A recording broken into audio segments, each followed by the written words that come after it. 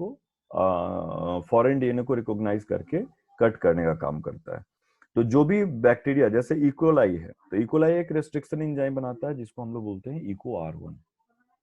ठीक है, तो इको R1 अगर है तो इकोलाई का इको R1 जिस बेसिस को वो रेस्ट्रिक्ट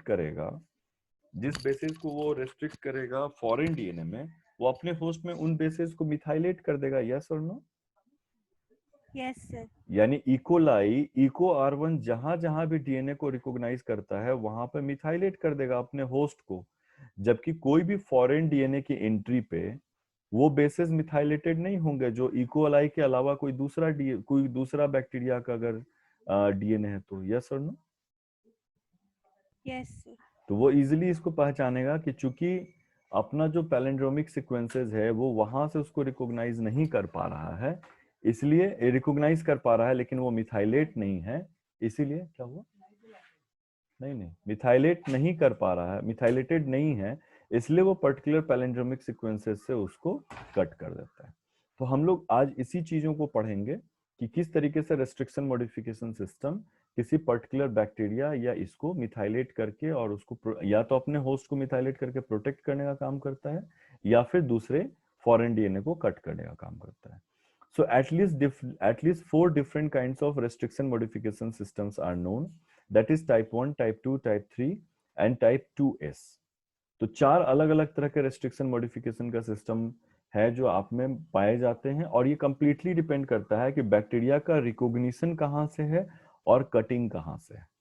यानी कि बैक्टीरिया का जो जीनोम है, इंजाइम उसको जहां से पहचान रहा है या रिकॉग्नाइज कर रहा है, क्या वो वहीं से कट करता है या उसके आगे या पीछे से कट करता है, ये उसके हिसाब से अलग अलग टाइप्स जो हैं वो आपके अवेलेबल होते हैं। इज इट क्लियर और not? Yes sir. So the essential differences between them are summarized in table 3.1। जो यहाँ पे आपके सारा का सारा डिफरेंस जो है वो बताया गया हुआ है। दिस ऑल क्लास, आज की जो क्लास है वो या इसके पहले वाले भी, वो completely ओल्ड एंड प्राइम रोज से लिया गया हुआ है। So the type 1 system where the first to be characterized, और type 1 type 2 का इसलिए नाम दिया गया कि जो जैसे जैसे पढ़ाई की गई, स्टडी की गई, उसके हिसाब से उनका नाम डाला गया है। The typical example of E coli K12, तो पहला एंजाइम था वो इकोलाई K12 से आइसोलेट किया गया था, और उसको हम लोग क्या किए, रेस्ट्रिक्शन मॉडिफिकेशन में टाइप 1 का नाम दिए। इसका सबसे ज्यादा क्या स्टडी है? The active enzyme consist of the 2 restriction सब यूनिट्स एंड 2 मॉडिफिकेशन सब यूनिट्स, यानी कि टोटल 4 सब यूनिट से मिलकर के बने हुए हैं, और इसमें से 2 सब यूनिट जो होता है वो रेस्ट्रिक्शन के लिए होता है, और 2 सब यूनिट जो होता है वो मॉडिफिकेशन के लिए होता है। समझ में आएगा? Yes sir. यस यानी सर। मॉडिफिकेशन सिस्टम से वो अपने होस्ट के डीएनए को मिथाइलेट करने का काम करते हैं, जबकि रेस्ट्रिक्शन सिस्टम से वो रिकॉग्नाइज करके उसको कट करने का काम करेंगे। इज इट क्लियर और not? Yes sir. Yes sir. ठीक है।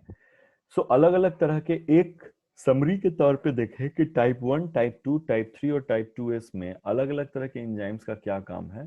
जो टाइप 1 है, that is the one enzyme with the different subunits for recognition and cleavage and methylation.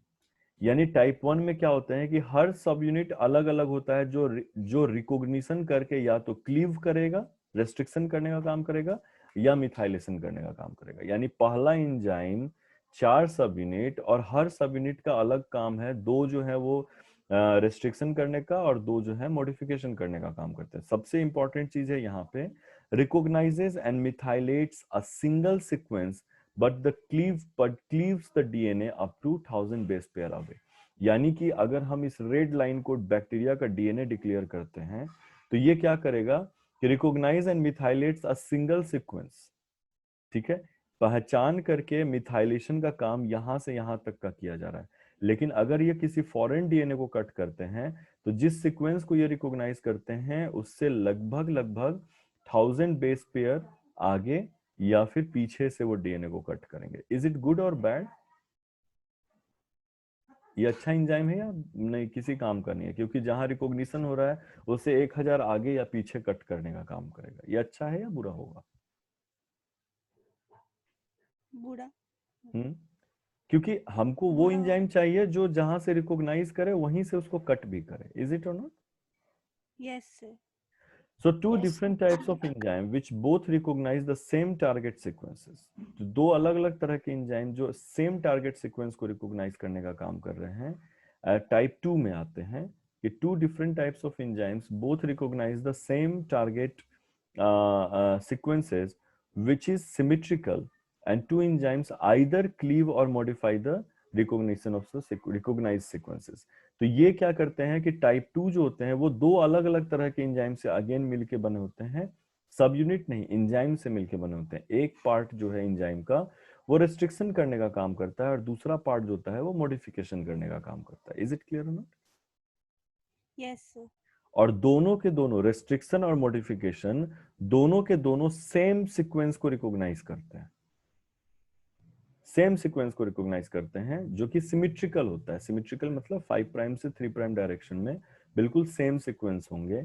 And the two enzyme either cleave or modify the recognition of recognition sequences. यानी अगर ये host का DNA है और हमने इसको recognise किया तो ये मिथाइलेट करेगा, और अगर होस्ट का डीएनए नहीं कोई फॉरेन डीएनए है तो वो यहीं से कट करने का भी काम करता है। इसकी इफिशियंसी टाइप 1 से ज्यादा बेहतर है, हाँ या ना? Yes, sir. क्योंकि जहां वो Yes, sir. रिकॉग्नाइज कर रहा है वहीं से वो उसको कट करने का भी काम कर रहा है। इज इट और नॉट?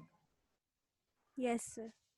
सो टाइप 3 आ जाइए जिसमें one enzyme with the two different सब यूनिट्स। अब एक एंजाइम है जिसमें दो अलग अलग सब यूनिट पाए जा रहे होते हैं, इसमें अलग अलग एंजाइम था, इसमें अलग अलग सब यूनिट्स थे, फिर से इसमें एक सब यूनिट है, इसमें 4 थे, 2 मिथाइलेशन 2 रिस्ट्रिक्शन के लिए, इसमें 2 है, एक रिकॉग्निशन मॉडिफिकेशन के लिए और दूसरा जो होता है वो क्लीवेज यानी रेस्ट्रिक्शन के लिए। तो इसमें 2 सब यूनिट से मिलकर बने हैं। पहला सब यूनिट जो होता है रिकॉग्निशन दोनों करने का काम करेगा, पहला सब यूनिट जो होता है वो मॉडिफिकेशन का काम करता है और दूसरा जो सब यूनिट है वो उसका क्लीवेज करने का काम करता है। लेकिन जहां टाइप 1 जो थे वो 1000 बेस पेयर आगे पीछे कट कर रहे थे, ये 24 से 26 बेस पेयर जो होता है वो लगभग आगे और पीछे कट करने का काम करेगा। तो ये भी बहुत अच्छा रिजल्ट नहीं देगा, हाँ या ना? Yes, Yes, sir. sir. ठीक है। और टाइप 2s में आ जाइए, that is like it is like ये है आपका, मतलब आपका सबसे बड़ा डिफेंस सिस्टम के तौर पे काम करता है, लेकिन हम लोग अपने यूज के लिए या रिसर्च के लिए उसको नहीं कर सकते हैं कि ये भी दो डिफरेंट टाइप के एंजाइम से मिलकर बने होते हैं, but recognise the sequence which is asymmetrical, यानी कि इनमें पैलिंड्रोमिक सीक्वेंसेस या इन्वर्टेड रिपीट्स की कोई जरूरत नहीं है।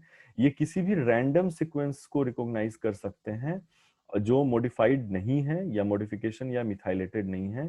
The cleavage occur on the one side of the recognition sequence that is up to 20 base pair. अब यहाँ पे हम लोग देख रहे थे कि 1000 इधर या 1000 इधर था, 24-26 इधर या इधर था, लेकिन जहां से ये रिकॉग्नाइज कर रहे हैं या जिस सीक्वेंस को भी ये रिकॉग्नाइज कर रहे हैं उसके किसी एक ही साइड पे वो 20 बेस पेयर जो है वो आगे या पीछे में कट करने का काम करेगा, लेकिन सिर्फ एक ही साइड में। तो ये क्या हो गया कि टाइप 1 4 सब यूनिट, 2 रिस्ट्रिक्शन 2 मॉडिफिकेशन, जिस पार्ट को रिकॉग्नाइज करेंगे उसके 1000 बेस पेयर आगे या पीछे कट करने का काम करते हैं। टाइप 3 एक ही सीक्वेंस को रिकॉग्नाइज करते हैं लेकिन मॉडिफिकेशन से 24 या 26 बेस पेयर आगे रिकॉग्नाइज करके कट करने का काम करते हैं। टाइप 2s जहां से रिकॉग्नाइज करते हैं वो इन्वर्टेड रिपीट्स या सिमेट्रिकल नहीं होते हैं और वो किसी एक ही साइड में सिर्फ 20 बेस पेयर या तो इधर या फिर इधर 20 पेयर बेस पेयर आगे या पीछे कट करने का काम करेंगे। लेकिन सिर्फ टाइप 2 ऐसा है जो पूरे के पूरे डीएनए में किसी एक ही सीक्वेंस को रिकॉग्नाइज करता है और वो या तो वो उसी को मॉडिफाई करेगा या फिर उसी को कट करेगा। तो रिकॉम्बिनेंट डीएनए टेक्नोलॉजी में जो टाइप 2 एंजाइम्स पाए जाते हैं सिर्फ उसी का इंपॉर्टेंस है, बाकी किसी का भी इंपॉर्टेंस एज सच नहीं है। लेकिन कहीं ना कहीं बैक्टीरियल सिस्टम के अपने इम्यून सिस्टम के लिए, यानी बैक्टीरिया अपने आप को प्रोटेक्ट करने के लिए वो सारे सिस्टम को यूज करेगा। यस और no? Yes, sir. Yes, sir. यानी टाइप 1 हो चाहे टाइप 2 हो चाहे टाइप 3 चाहे टाइप 2s, ये जितने भी रेस्ट्रिक्शन सिस्टम है बैक्टीरिया के लिए तो बेनिफिट ही है ना। बैक्टीरिया के लिए तो ये बेनिफिट ही करेगा कि वो फॉरेन डीएनए को नहीं इसमें इंटीग्रेट करने देगा। हमारे लिए तक चूंकि हम डीएनए को एक ही पार्ट से रिकॉग्नाइज करके वहीं से कट करना चाहते हैं, इसलिए ह्यूमंस के रिसर्च के लिए सिर्फ टाइप 2 ही रिकॉग्निशन सिस्टम जो है वो सबसे ज्यादा अच्छे से काम करता है। अदरवाइज ये बाकी के बाकी हमारे अपने रिसर्च या प्रैक्टिकल के लिए यूजलेस होता है। इज इट क्लियर और not? Yes, sir. Yes, sir.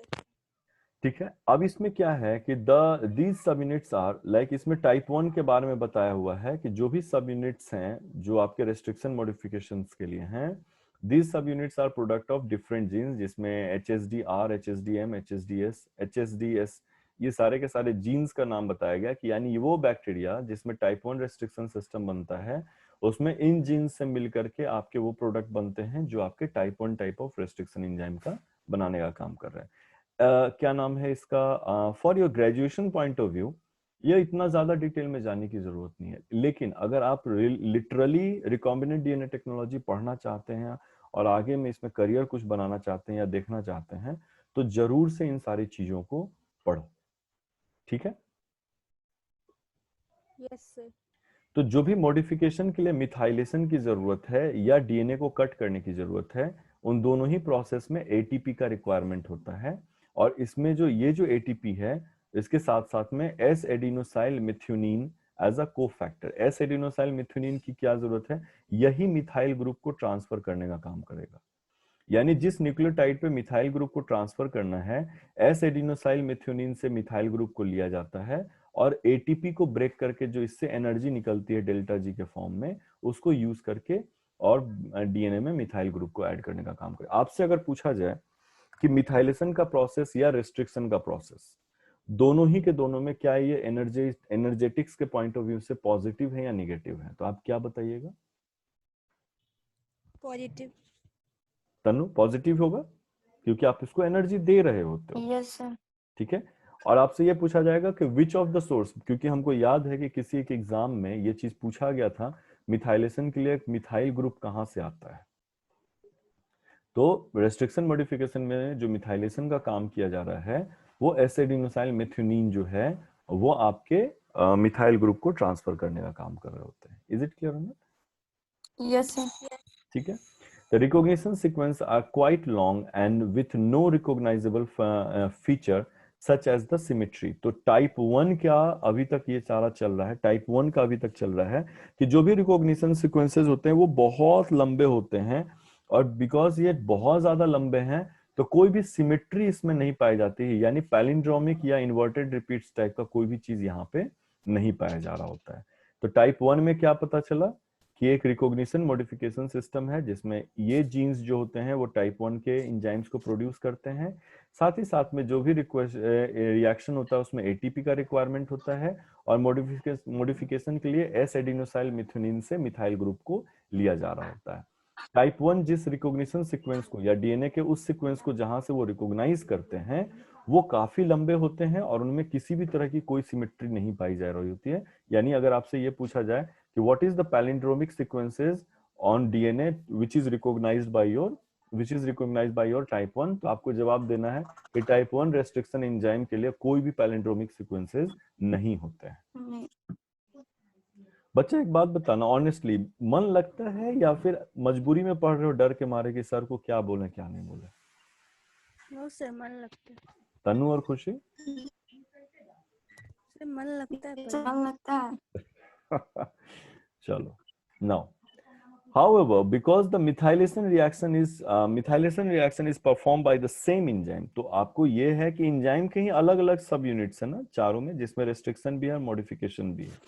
तो जो कि methylation reaction is perform by the same enzyme which mediates the cleavage, the target DNA में be modified before it is cut. तो होस्ट का जो टारगेट डीएनए होगा, host का जो डीएनए है उसको सबसे पहले मॉडिफाई कर दिया जाता है, क्योंकि यही एंजाइम है जो कटिंग का भी काम कर रहा है और यही एंजाइम है जो मॉडिफिकेशन का भी काम कर रहा है। तो इससे पहले कि मॉडिफिकेशन, इससे पहले कि ये एंजाइम अपने ही डीएनए को कट करे, हम लोग उसको पहले मॉडिफाई कर देते हैं, जो हम लोग लास्ट क्लास में डिस्कस किए थे कि पैरेंटल स्ट्रैंड के न्यूक्लियोटाइड्स को वो रिकॉग्नाइज करता है कि अगर पैरेंटल स्ट्रैंड मिथाइलेटेड है एग्जैक्ट सेम प्लेस से, तो न्यूली सिंथेसाइज्ड स्ट्रैंड भी मिथाइलेट किया जाता है। इज इट क्लियर और नॉट? Yes, sir. ठीक है, तो यही चीज है कि अगर आपका दोनों सिस्टम अगर एक ही डीएनए एक ही एंजाइम में पाया जा रहा है, तो होस्ट का जीनोम इससे पहले कि एंजाइम से कट हो जाए सबसे पहले उसको प्रोटेक्ट करने की जरूरत है। So this feature means that the type 1 system are of a little value for the gene manipulation that is given in box 3.1 जो हम पिछले बॉक्स में दिया है। इसका मतलब क्या है कि आरडीटी के लिए ये ऑलमोस्ट हमारे किसी काम का नहीं है, हाँ या ना, क्योंकि ये किस सीक्वेंस को रिकॉग्नाइज करेगा ये भी नहीं पता है हमको, ये कट कहां से करेगा ये भी हमको नहीं पता है। इज इट क्लियर और नॉट? Yes, sir. ठीक है। However, their presence in the E. coli strain can affect the recovery of recombinants. यानी कि अगर आप किसी E. coli सेल के, ये बहुत अच्छा एक लाइन लिखा है लेकिन ये बहुत अच्छा लाइन है, बहुत ही अच्छा लाइन है। यानी कि अगर आप E. coli में, E. coli को आप समझ रहे हैं कि अब टाइप 2 का एंजाइम है जिससे आपने इसके प्लाज्मिड में या किसी वेक्टर में फॉरेन डीएनए को डाल दिया है, लेकिन E. coli में सिर्फ टाइप 2 नहीं, अगर इसमें टाइप 1 भी पाया जा रहा है तो क्या होगा कि वो E. coli जिसको आप रिकॉम्बिनेंट बनाना चाह रहे थे, यानी सपोज करो कि इंसुलिन का जीन था, इसको आपने वेक्टर में डाल दिया, वेक्टर में डालने के बाद में प्लाज्मिड में डाला, प्लाज्मिड में डालने के बाद में आपने इसको E. coli में डाल दिया, हाँ या ना? Yes, sir. Yes, sir. तो ये जो E. coli का सेल है, क्या हम इसको रिकॉम्बिनेंट E. coli बोल सकते हैं? क्योंकि जनरली E. coli में इंसुलिन का जीन नहीं पाया जाता है, लेकिन हमने इसको रिकॉम्बिनेंट बनाया है जिसमें हमने फॉरेन डीएनए या फॉरेन जीन को डाल रखा है। यस और no? Yes, Yes, sir. sir. लेकिन जिस होस्ट E. coli को हम निकाल रहे हैं उसमें टाइप 1 सिस्टम भी अवेलेबल है, टाइप 1 सिस्टम भी अवेलेबल है। तो उससे क्या प्रॉब्लम होगा कि अगर तुम्हारा रिकॉम्बिनेंट डीएनए अवेलेबल है जिसमें प्लाज्मिड और तुम्हारा इंसुलिन का भी जीन अवेलेबल है, तो वो तो रैंडमली उसको किसी भी साइट से कट कर देने का काम करेगा। यस और no? Yes, sir. Yes, sir. उस केस में क्या हुआ कि आप रिकॉम्बिनेंट E. coli को आप निकालना चाह रहे हैं, यानी आप उस पॉपुलेशन में से उस E. coli को पहचानना चाह रहे हैं जिसमें इंसुलिन का जीन गया था, वो रिकवरी ही बर्बाद हो जाएगा, हाँ या ना? तो होस्ट रेंज जो होता है ना, होस्ट रेंज में आपको सिलेक्ट करना पड़ता है कि आप अगर टाइप 2 पे काम कर रहे हैं, टाइप 2 पे काम कर रहे हैं, तो आपको वही होस्ट सिर्फ चूज करना है जिसमें 1, 3 या 2s वगैरह नहीं पाए जा रहे हैं, वो सिर्फ टाइप 2 को ही प्रोड्यूस कर रहा है, क्योंकि उसी के हिसाब से आप जो है मॉडिफिकेशन करते हैं ताकि आपका फॉरेन डीएनए जो है वो अंदर जाने के बाद कट ना करे। सो ये एक लाइन जो है वही मैंने बताया। हाउएवर देयर प्रेजेंस, कौन सा टाइप 1 सिस्टम का प्रेजेंस E. coli स्ट्रेन में ये बहुत ज्यादा प्रॉब्लम करेगा जब आप किसी भी रिकॉम्बिनेंट E. coli को आइसोलेट करना चाहें या रिकवर करना चाहें। यानी अगर आपने इंसुलिन का जीन ट्रांसफर किया है तो टाइप 1 सिस्टम उसको डिग्रेड कर देगा, तो आप कोई भी रिकॉम्बिनेंट E. coli को रिकवर ही नहीं कर पाएगा जो इंसुलिन प्रोडक्शन में कैपेबल हो। इसलिए हम लोग ये चीज ध्यान देते हैं कि अगर टाइप 2 एंजाइमेटिक सिस्टम को यूज करके फॉरेन डीएनए डाला गया है तो होस्ट में सिर्फ टाइप 2 ही हो, इसके अलावा और कोई दूसरा एंजाइमेटिक सिस्टम अवेलेबल ना हो। इज इट क्लियर और not? Yes, sir. Yes, sir. So type 3 enzymes have a symmetrical recognition sequence but otherwise resemble to a type 1 and they are little value. तो type 3 के बारे में भी बताया कि इसमें सिमेट्रिकल तो पाया जाता है लेकिन फिर एग्जैक्टली जिस पोजीशन से वो रिकॉग्नाइज करने का काम करते हैं वो वहां से कट नहीं कर पाते हैं। तो टाइप 1 जहां पे 1000 जा रहा था, टाइप 3 जो है वो 24 से 26 न्यूक्लियोटाइड आगे या पीछे कट करने का काम करते हैं। तो टाइप 3 भी आपके recombinant DNA technology point of view से कोई भी काम नहीं करेगा। यानी कि देखो ये एंजाइम्स जो है ना वो बैक्टीरिया को प्रोटेक्ट कर लेगा। बैक्टीरिया के लेवल पे जाके सोचोगे तो ये बैक्टीरिया को तो प्रोटेक्ट करने का काम करते हैं, लेकिन अगर हम ह्यूमंस इन एंजाइम को यूज करके कोई एक्सपेरिमेंट परफॉर्म करना चाहें या अपने यूज के लिए कुछ अच्छा रिकॉम्बिनेंट बनाना चाहें तो ये हमारे किसी भी काम का नहीं है। इज इट क्लियर और not? Yes, Yes, sir. sir. ठीक है। तो most useful restriction modification system are of type 2, जिसमें सबसे अच्छा टाइप 2 माना जाता है। ये टाइप 2 तक का ही यहाँ दिया है, आज हम यहीं तक सिर्फ पढ़ाएंगे, ठीक है। तो मोस्ट यूजफुल जो रिस्ट्रिक्शन मॉडिफिकेशन सिस्टम है वो टाइप 2 माना जाता है and they have a number advantage over type 1 and type 3। तो थोड़ा सा नंबर एडवांटेज है क्योंकि first the restriction and the modifications are mediated by a separate enzymes. इन सब में टाइप 1 और टाइप 3 में सब यूनिट्स थे, इसमें 4 सब यूनिट थे, 2 फॉर रेस्ट्रिक्शन 2 फॉर मॉडिफिकेशन, और इसमें 2 सब यूनिट थे, एक रेस्ट्रिक्शन और एक मॉडिफिकेशन। लेकिन टाइप 2 में क्या है, 2 अलग अलग तरह के एंजाइम्स होते हैं जो मॉडिफिकेशन और रेस्ट्रिक्शन करने का काम करते हैं। So it is possible to cleave इसलिए इनका बहुत अच्छा काम होने का या इसका यूज करने से बहुत अच्छे रिजल्ट मिलने का चांस मिलता है। DNA in the absence of modification, to cleave the DNA, यहाँ एक इंटर ज्यादा पड़ गया है, so they are best possible to cleave the DNA in absence of modification, यानी हर वो डीएनए जिसमें मॉडिफिकेशन नहीं हुआ है वो दूसरा एंजाइम बहुत आसानी से काम कर लेता है उस पर।